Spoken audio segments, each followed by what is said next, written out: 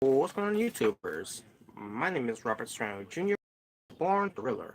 Welcome everyone to WWE NXT review, the show from November 14th, 2018.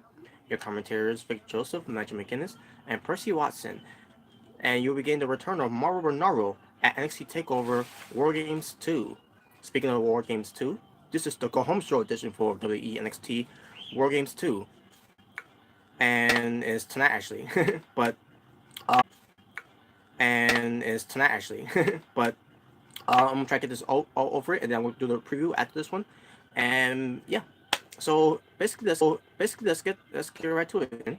And obviously, with Bianca Belair dominating the middle part of the match. Yeah, this match was I enjoyed this too, wrestling each other, and what it was, and in the end, Bianca Belair ends up winning the match.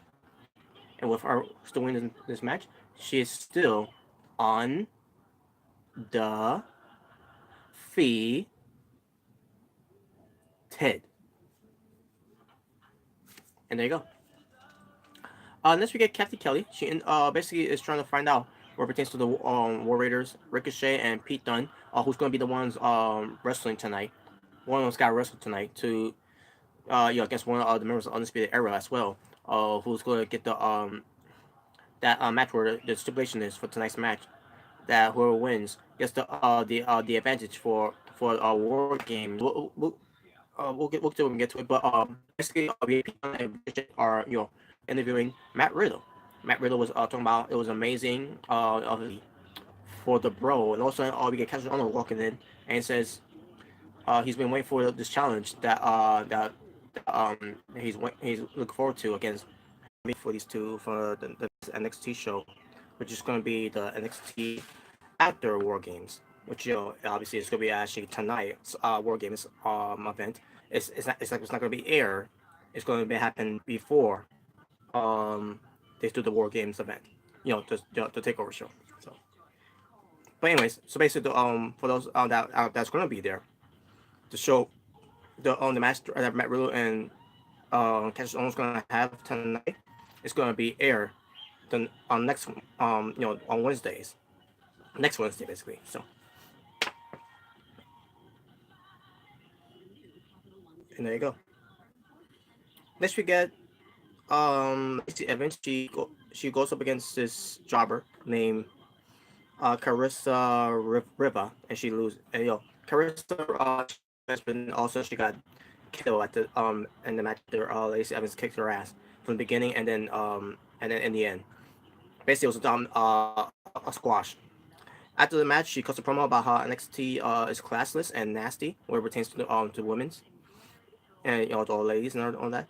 And she said that she's a lady that's going to teach lessons and manners to those women's with the woman's right, which is her finish move.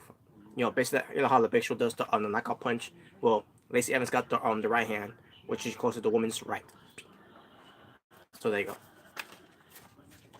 By the way, also, what pertains to the rest of the show, there were reveal packages about you know getting hyped up for these matches, like for example the War Games matches, the War Games match I meant to say, excuse me, the NXT Women's Championship match, and Cassius Ohno, I mean not Cassius Ohno, Giant Gargano and Aleister Black match, and there you go. That's what the entire show was focusing on, which was good.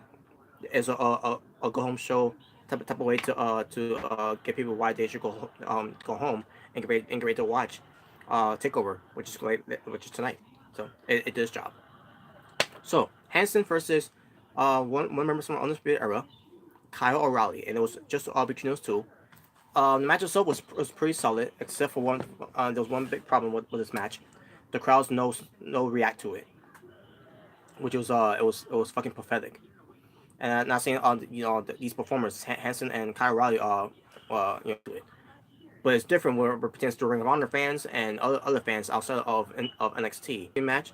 And Hanson and Kyle O'Reilly was doing a good job, a solid job, where it pertains to having this main event match, having this spot where the winner of that match gets the gets the advantage fly, which was doing the Tope Suicida. But also Kyle O'Reilly and and Hanson was telling the story in the match too, where Kyle O'Reilly is he's a small guy and Hanson is a big guy. Can a small guy can measure up against the big guy, and he did. But the problem is the fans didn't care about that. The fans in Full Sail University did not give a fuck about that. I'm surprised they. I'm shocked. At this point they should have just chant boring. They, but besides that, I've seen these guys wrestle before, in tag team matches and one-on-one matches, and they always get reaction from wrestling fans. NXT fans, they don't care about that. It just shows you right there they don't care about wrestling at all. But Adam Cole comes out to eat the odds, and then also now the fans decide to wake up, and now they all decide to react to it, because now there's a story behind it, or a development story in the match. Because screw the wrestling. We need involvements. We need you know you know. But then Rowe comes out to go after Adam Cole.